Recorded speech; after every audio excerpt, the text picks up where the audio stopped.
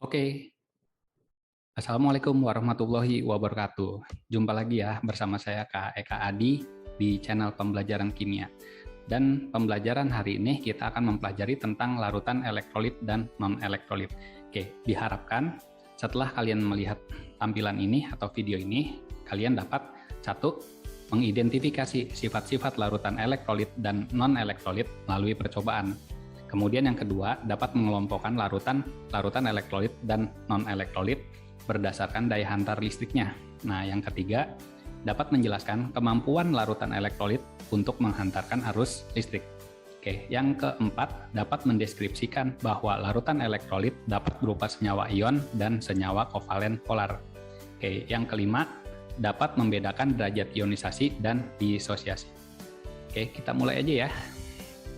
Oke, definisi larutan. Nah, larutan itu apa sih? Larutan itu adalah campuran homogen di antara dua zat atau lebih. Nah, campuran homogen itu adalah campuran yang memiliki komposisi zat yang sama di setiap titik. Misalkan kita ambil contoh larutan gula, ya. Nah, artinya apa? Nah, di setiap titik dia memiliki tingkat kemanisan yang sama, ya. Dan dia tidak bisa dapat dibedakan lagi mana air, mana gula gitu ya. Nah, itu yang disebut larutan. Karena dia sudah bercampur secara homogen, dua zat atau lebih ya. Di sini dalam hal ini adalah zat gula dan zat air. Oke, kalau kita lihat larutan gula ini dia terdiri dari gula sebagai terlarut dan air sebagai pelarut. Oke, berarti komponen-komponen larutan itu adalah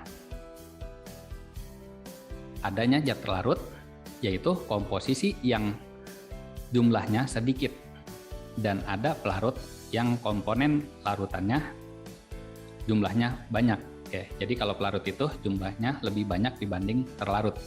Oke, ini yang definisi dari larutan. Nah, kemudian kita masuk jenis-jenis larutan berdasarkan daya hantar listriknya. Nah, yang pertama ada elektrolit kuat. Nah, elektrolit kuat itu adalah larutan yang memiliki daya hantar listrik yang baik. Larutan ini tergolong bersifat elektrolit kuat adalah yang tergolong elektrolit kuat itu adalah ada HCl, HClO3, dan ini merupakan asam kuat semuanya ya. Dan yang kedua merupakan basah kuat ya, dari LiOH, NaOH ya sampai BaOH 2 kali, dan larutan garam yang mudah larut. Contohnya NaCl, MgBr2, CaSO4, dan KNO3 dan lain-lainnya gitu ya. Yang penting garam ini mudah larut dalam air. Nah, kemudian yang kedua ada elektrolit lemah. Nah, elektrolit lemah ini adalah larutan yang memiliki daya hantar listriknya kurang baik, tapi dia masih bisa menghantarkan listrik. Larutan yang tergolong elektrolit lemah itu adalah asam lemah ya. Nah, ini jenis-jenis dari asam lemah dan basa lemah ya. Nah, yang ketiga ada non-elektrolit. Non-elektrolit itu adalah larutan yang tidak dapat menghantarkan listrik. Larutan yang tergolong sebagai non-elektrolit adalah yang akhirannya osa, yaitu gula-gulaan ya, glukosa, fruktosa, sukrosa. Akhirannya osa. Nah, kemudian alkohol ya berarti akhirannya O. Metanol, etanol, glikol gitu ya, etilen glikol dan lain-lainnya. Ada yang namanya hidrokarbon, yang akhirannya ana, ena, atau una, benzena, naftalena, metana gitu ya. Nah, itu jenis-jenis dari hidrokarbon semuanya adalah non-elektrolit. Dan ada yang terakhir itu urea. Sekarang kita masuk ke derajat disosiasi dan derajat ionisasi. Bedanya apa sih? Disosiasi itu adalah penguraian zat terlarut padatan ionik dalam pelarut air menjadi ion-ionnya. Padatan ionik ya. Nah, contohnya padatan ionik itu adalah NaCl. Ketika dimasukkan dalam air, dia terion menjadi Na+ dan Cl-, ini yang disebut disosiasi. Ionik lainnya adalah KOH ya. Ketika dimasukkan dalam air, maka dia terurai menjadi K+ dan OH-. Dan kita masuk lagi ke ionisasi, adalah terurainya molekul kovalen polar menjadi ion positif dan ion negatif dalam air. Bedanya kalau disosiasi itu adalah padatan ionik, Sedangkan ionisasi itu adalah kovalen polar, gitu ya. Nah, kovalen polar itu berarti non logam ketemu non logam, contohnya HCl. Oke.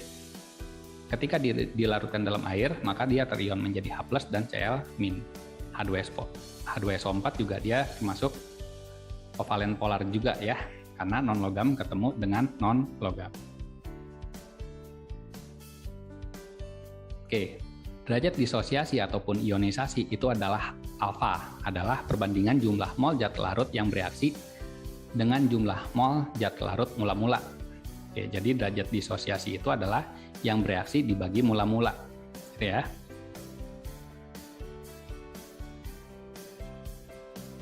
Oke, untuk larutan elektrolit kuat, harga nilai A-nya itu mendekati 1 dan 1. Ya. Nilai 1 juga dia termasuk elektrolit kuat. Nah, kemudian yang elektrolit lemah, dia memiliki nilai Ka, tapi dia kurang dari 1, gitu. Tapi lebih dari 0 juga ya. Nah, kalau 0 berarti dia non-elektrolit. Artinya, dia untuk elektrolit atau non-elektrolit, dia tergantung dari penguraian zat tersebut ya. Semakin mudah terurai, maka dia elektrolitnya semakin kuat, gitu ya, berdasarkan dari derajat ionisasi atau disosiasinya. Nah, sekarang kita lihat nih di sini. Ini adalah larutan elektrolit kuat ya. Kenapa dia larutan elektrolit kuat? Karena larutannya itu mudah mengion. Efeknya apa sih? Efeknya lampu itu menjadi nyala terang. Oke, lihat ya, larutan ini dia mudah mengion sehingga larutan tersebut menjadi terang. Berarti larutan ini dapat mengantarkan listrik dengan baik. Karena apa? Karena dia mudah mengion. Oke, jadi kesimpulannya ini adalah elektrolit kuat. Nah, kita masuk lagi. Nah, ini sebagian ada yang mengion, sebagian enggak. Artinya, larutan ini sebagian mengion ya, dan lampunya mulai redup ya, dan redup lampunya. Nah, kita ambil kesimpulan bahwa larutan ini adalah elektrolit lemah. Dia dapat mengantarkan listrik, cuman kurang baik gitu ya. Nah, kurang bagus dibanding elektrolit kuat. Karena apa? Karena dari kemampuan dia untuk mengionnya. Semakin mudah untuk mengion, maka elektrolitnya itu semakin bagus. Dan yang ini dia tidak mengion sama sekali larutan tersebut, atau derajat disosiasinya itu 0 ya, tidak ada yang mengion. Dan efek dari ini lampunya padam. Oke. Kita lihat larutan ini tidak mengion, apa yang terjadi? Larutan ini adalah larutan non-elektrolit. Oke. Jadi ada hubungannya ya, larutan yang mudah mengion sama larutan yang tidak mengion terhadap daya hantar listriknya. Semakin mudah mengion, maka nyala lampu terang.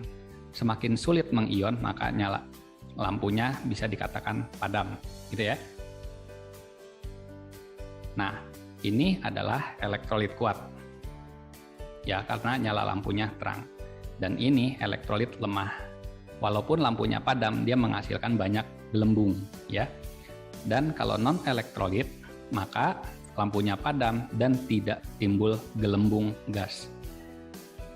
Oke, kalau kita lihat dari sisi samping, ini karena dia gelembungnya sedikit, ya, apa yang terjadi?